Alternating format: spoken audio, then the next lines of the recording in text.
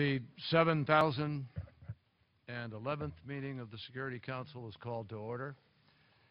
The provisional agenda for this meeting is the situation in the Great Lakes region, supporting the Great Lakes framework. Without objection, the agenda is adopted, and it's my pleasure to warmly welcome the distinguished Secretary General, the ministers, and the other distinguished representatives in the Security Council chamber. I think everybody's participation here is an affirmation of the importance of the subject matter that is under discussion. Under Rule 37 of the Council's Provisional Rules of Procedure, I invite the representatives of Belgium, Burundi, the Democratic Republic of the Congo, the Republic of the Congo, Mozambique, South Africa, Tanzania, and Uganda to participate in this meeting. It is so decided. Under Rule 39 of the Council's Provisional Rules of Procedure, I invite Dr. Jim Young Kim, the President of the World Bank, to participate in the meeting. It is so decided. On behalf of the Council, I welcome Dr. Kim, who is joining today's meeting via teleconference from Washington. And under Rule 39 of the Council's Provisional Rules of Procedure, I invite Mrs. Mary Robinson, Special Envoy of the Secretary General for the Great Lakes region. It is so decided. Under Rule 39 of the Council's Provisional Rules of Procedure, all of these rules, which I'm obviously enormously familiar with, I invite His Excellency, Mr. Ramtan Lamamar, Commissioner for Peace and Security of the African Union, to participate in this meeting. It is so decided. And under Rule 39 of the Council's Provisional Rules of Procedure, I invite Mr. Pierre Vimont, Executive Secretary General of the European External Action Service, to participate in this meeting. It is so decided. The Security Council will now begin its consideration of Item 2 of the agenda. I want to draw the attention of the Council members to document S/2013/387, the report of the Secretary General on the implementation of the Peace, Security, and Cooperation Framework for the Democratic Republic of the Congo and the region. I also wish to draw the attention of Council members to document S/2013/394, a letter dated 3 July 2013 from the Chargé d'Affaires ad interim of the United States Mission to the United Nations, addressed to the Secretary General.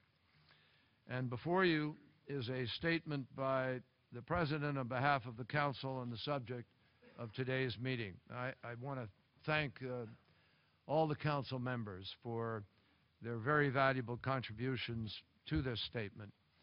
And in accordance with the understanding reached among the members of the Council, I take it that the members of the Security Council agree to the statement, which will be issued as a document of the Security Council under the symbol S/PRST/2013/11.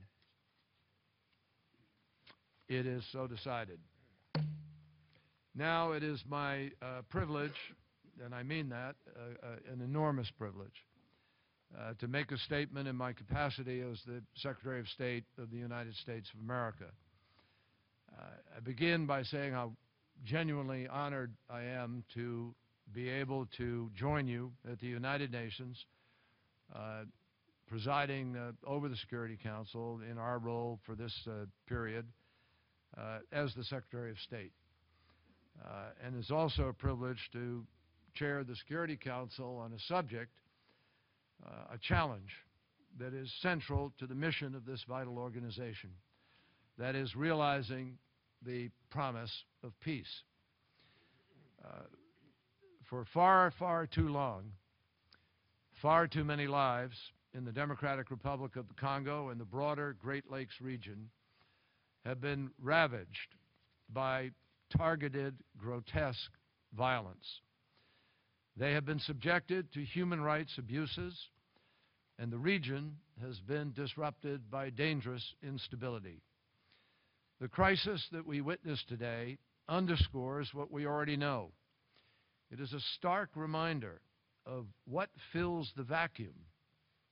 In the absence of good governance, basic dignity, and in the absence of firm leadership that holds accountable those who violate basic standards of decency. It reminds, or it ought to remind, all of us of an obligation that we all share, not only to end the killing, the raping, the forcing of children into combat, the devastation and the fear, but the obligation to establish a lasting peace and a climate of development. And in doing so, we can create the space for productivity and partnerships, for greater opportunity for the citizens of the DRC, and for the birth of a new generation of stability and of hope. We can actually prove to the world that all of us working together, and I might add, prove it at a time where many people are doubting the capacity of institutions to function, and where they doubt the capacity of political leadership to solve problems. Well, we have the ability to prove to the world that together we actually can make a difference. The seeds of this promise have already been planted, but our job doesn't end with the creation of the framework. It continues in the cultivation of the seeds, in making sure that we implement the framework, that we create a vigilant, accountable, and cooperative effort in order to see those seeds grow into a full-blown peace that is sustainable. I want to recognize our partners in that effort. First, I thank the Secretary General for his personal engagement. I thank World Bank President Kim for the same kind of engagement and for their partnership. President Obama and I are very grateful to both leaders and the institutions that they lead for the very novel UN World Bank partnership that has been created, which provides incentives for political progress through projects that create stability and improve infrastructure. Clearly, boosting regional commerce in the short term is one path to realizing stability and security in the long term. And I think that we're all very hopeful that this approach can succeed in the Great Lakes region and perhaps even serve as a model for other areas like Mali and through the Maghreb and beyond. Regrettably, we have no dearth of locations where we are challenged and could use this kind of model today. I'd just say parenthetically that in the Middle East, in the West Bank and Palestine, we are beginning to look at a similar kind of model and hope that we could combine our efforts over the long term to find new ways to build sustainable peace. I want to particularly also thank UN Special Envoy Mary Robinson, a longtime friend, somebody I've admired for a long time, and I reiterate the United States' support for her work with regional leaders in the implementation of the Peace, Security, and Cooperation Framework.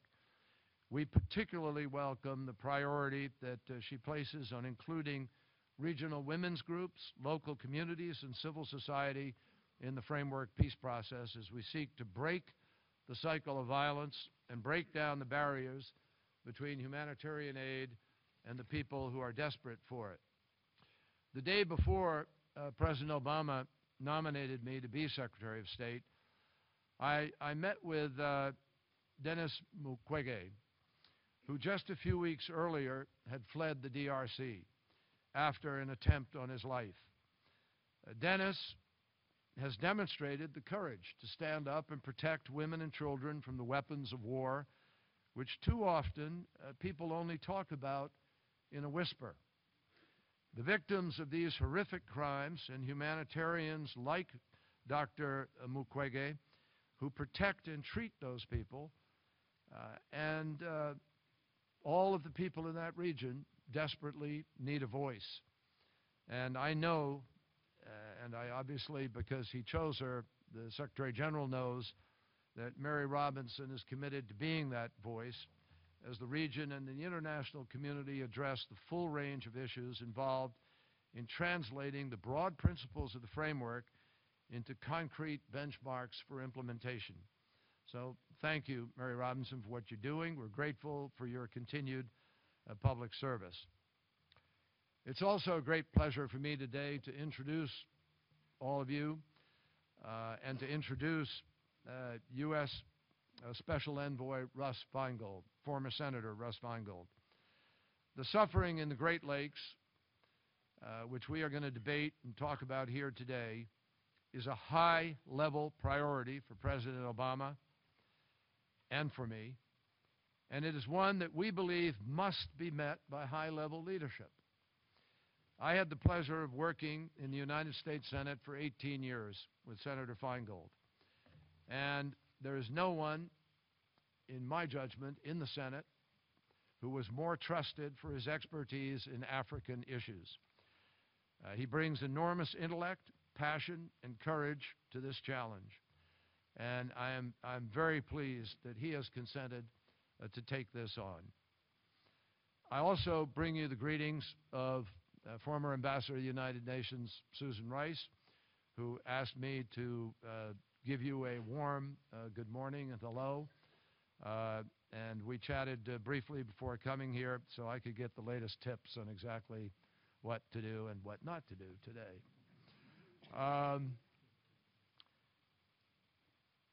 The United States joins every single one of you in welcoming the Peace, Security, and Cooperation Framework.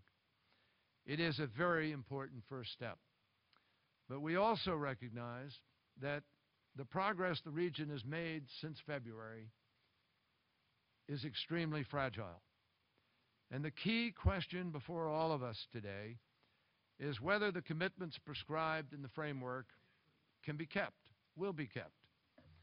Will they come to life, or are they only going to be destined to live on paper? Let me underscore. The United States stands ready to support the signatories, and we will work with you with focus and energy and persistence in order to implement the framework. But as President Obama said, there has to be follow-through. I want to make it clear in that context. The United States is deeply concerned about recent reports of resumed external support to M23, as well as of collaboration with the FDLR. So I want to be emphatic here today. All parties must immediately end their support for armed rebel groups. All governments must hold human rights violators and abusers accountable. We must end the era of impunity, and that, unfortunately, has been rampant. To this end, the United States welcomes the deployment of the Intervention Brigade, and we support its mandate to neutralize all armed groups and protect civilians so that peace can take hold.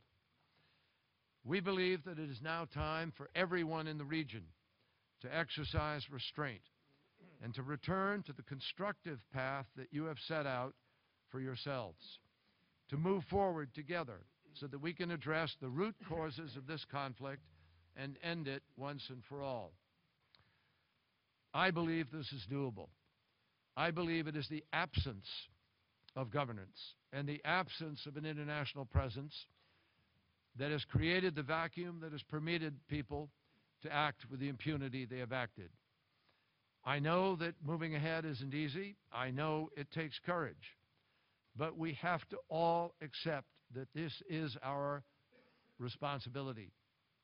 So as the chair of this debate, and as a representative of a nation that, like all of yours, has a stake in the stability of the Great Lakes, I want to urge all of us around this table to take advantage of the unique opportunity that the framework provides.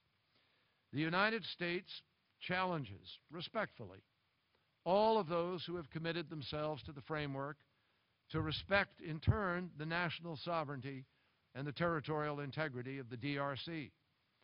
We can't emphasize enough how critical it is that everyone fosters cooperation across borders. We challenge everyone to finalize the benchmarks that are outlined in the framework and to adopt them during the UN General Assembly in September. We strongly urge everyone to formally include the voices that Special Envoy Robinson has engaged, voices that have too often been excluded, particularly those of women. And we challenge the DRC to continue implementing reforms to its security sector and to reestablish state authority, particularly in the East. And finally, we pledge to join the Security Council, the DRC, regional governments, and the international community to do everything in our power to achieve a comprehensive peace accord. Every one of us here understands the complex history of suffering in the Great Lakes region. But we all have a responsibility, a universally endowed responsibility, to ensure that a history of violence is not going to be followed by a future of vengeance. The only way to properly honor the millions of lives that have been lost is through peace.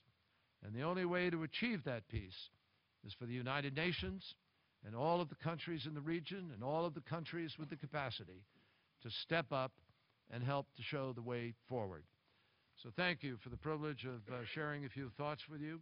I will now resume my function as President of the Council, and I give the floor to Secretary General, His Excellency, Mr. Ban Ki-moon.